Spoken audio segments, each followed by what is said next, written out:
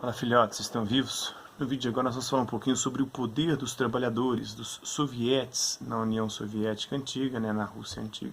Aliás, na Rússia do início do século XX, na transição do século XIX para o século XX, falar do governo soviético, do comunismo de guerra, que aconteceu de 1918 a 1921. Então acompanhe-nos aí nesse texto, né? Soviete é uma palavra russa que quer dizer mais ou menos assembleia, reunião, conselho.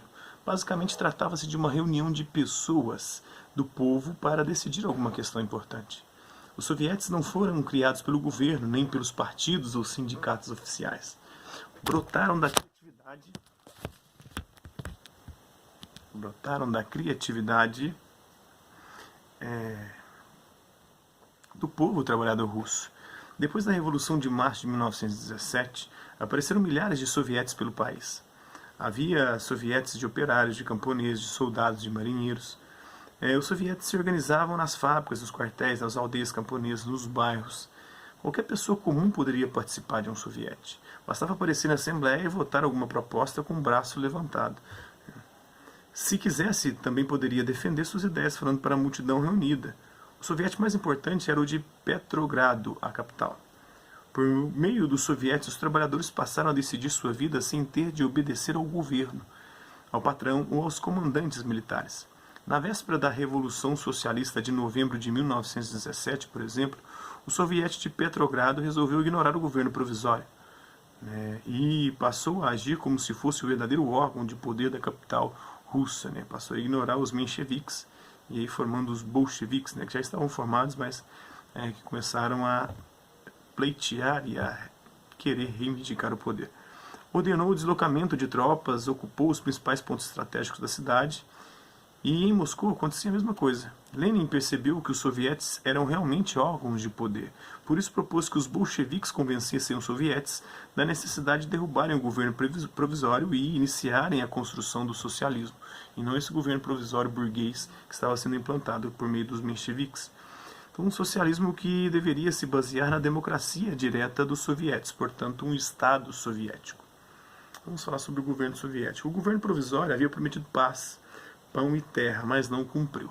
Derrubou o czar, mas não conseguiu entregar essas promessas. E os bolcheviques cumpriram sua promessa? É algo que vamos ver, né? O primeiro ato do governo bolchevique foi o decreto da terra. Simplesmente os latifúndios foram extintos. Todas as terras da nobreza foram distribuídas para as famílias camponesas. Você pode perguntar, mas e os nobres? Não pediram ajuda à polícia ou ao exército? Impossível. Os camponeses e operários estavam armados até os dentes. Formavam um exército vermelho que seguia os bolcheviques. Diante do povo revolucionário em armas, só restava aos nobres e aos burgueses encher as malas de riquezas e vazar, fugir. Para normalizar o abastecimento nas grandes cidades foram criados comitês operários. Nenhum grande comerciante poderia fazer especulação com os seus estoques. Houve depósitos invadidos por soldados bolcheviques e os gêneros foram distribuídos para a população carente. Os bolcheviques também cumpriram a promessa de sair da guerra. Em 1917 eles saem da guerra, da Primeira Guerra Mundial, que aconteceu de 1914 a 1918. Assinaram um acordo de paz com a Alemanha, o chamado Tratado de Brest-Litovsk. Desse modo, a Rússia saiu da Primeira Guerra antes que ela acabasse. Então os sovietes de Petrogrado e de Moscou votaram a favor da insurreição. Armados de fuzis, os operários formaram a Guarda Vermelha, a Guarda Comunista, unidos aos soldados, seguiram as propostas de Lenin e dos bolcheviques e derrubaram o governo provisório, o governo dos mencheviques, o governo burguês. Vamos falar agora do comunismo de guerra, que aconteceu entre 1918 e 1921. Os países capitalistas ficaram apavorados com a Revolução Socialista na Rússia. E se ela se espalhasse pela Europa? Trataram então de formar exércitos e invadiram a Rússia soviética com o objetivo de derrubar os bolcheviques. Ao todo, 14 países atacaram, incluindo forças militares dos Estados Unidos, do Japão, da França e da Inglaterra. Claro que muitos russos não aceitavam os bolcheviques, principalmente os ricos, os burgueses e a nobreza, mas também muita gente da classe média não queria. As tropas distantes das grandes cidades, que não estavam influenciadas pelo movimento revolucionário, também se mantinham obedientes às antigas autoridades. Formaram um exército branco, que tentou derrubar os bolcheviques e restaurar a ordem burguesa. Assim começou uma sangrenta guerra civil entre os vermelhos, os bolcheviques, e os brancos, os contra-revolucionários, muitos defensores dos mencheviques. Esse período de guerra civil, juntamente com a intervenção estrangeira, ficou conhecido como comunismo de guerra, e durou de 1918 a 1921. Para enfrentar os brancos e os invasores, os bolcheviques tomaram medidas que muitos consideraram o início de uma ditadura do Partido Bolchevique, uma espécie de ditadura do proletariado idealizada por Marx, né? Cujo nome foi mudado depois para Partido Comunista. Nem todos os partidos eram antissocialistas, mas os bolcheviques achavam que quem não ficava do lado deles estava objetivamente ajudando a contra-revolução, aqueles que queriam derrubar o poder dos sovietes, né? Por isso todos os outros partidos políticos foram proibidos. Aí virou uma ditadura do Partido Único. A imprensa passou a ser censurada, acabou a liberdade de expressão. Em todos os cantos desenvolvia-se a crença de que qualquer um que criticasse o governo era inimigo do proletariado e do socialismo. Então foi criando-se essa fake news, essa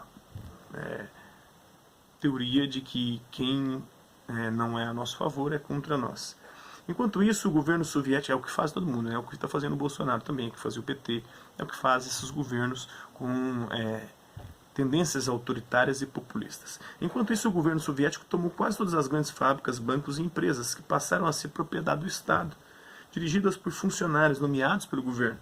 A alta burguesia começava a desaparecer na Rússia soviética e outras medidas radicais foram adotadas. Nas empresas, os salários de todos os trabalhadores foram quase totalmente igualados.